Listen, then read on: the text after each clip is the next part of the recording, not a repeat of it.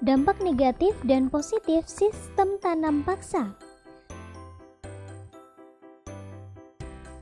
Dampak negatif diberlakukannya sistem tanam paksa adalah: 1. Meluasnya kekuasaan bupati dan kepala desa yang digunakan pemerintah Belanda sebagai alat organisir masyarakat. Tanaman pertanian yang harus dijadikan tanaman dagang seringkali melebihi 1/5 dari 10 tanah pertanian di desa. Akibatnya menjadikan penyempitan luas area penanaman padi. 2. Munculnya bencana kelaparan yang menyebabkan kematian dikarenakan adanya penyempitan area untuk menanam padi. Maka muncullah peristiwa kekurangan bahan makanan di Demak dan Grobogan tahun 1849 sampai 1850. 3. Terjadinya kemiskinan serta penderitaan fisik dan mental yang berkepanjangan. Karena penduduk ekonomi pada saat itu dikuras tenaganya untuk bekerja memanen tanaman yang akan dijual di pasaran Eropa. Penderitaan fisik dan mental yang ditimbulkan seperti banyaknya penduduk yang terkena penyakit karena terlalu banyak bekerja serta depresi akibat banyaknya beban yang ditanggung penduduk.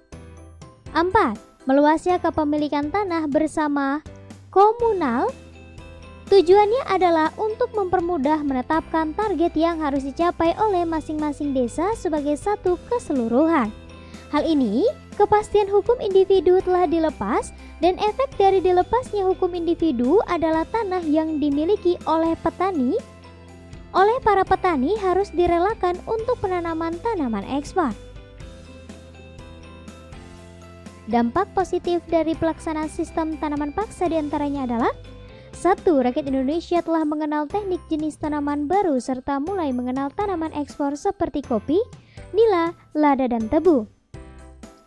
2. Diperkenalkannya mata uang secara besar-besaran sampai lapisan terbawah masyarakat Jawa.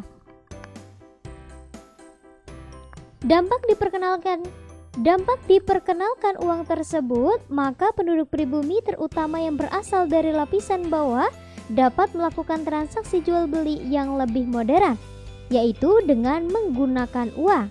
3. Perluasan jaringan jalan raya. Meskipun tujuannya bukan untuk menaikkan taraf hidup untuk masyarakat, melainkan guna untuk kepentingan Belanda itu sendiri.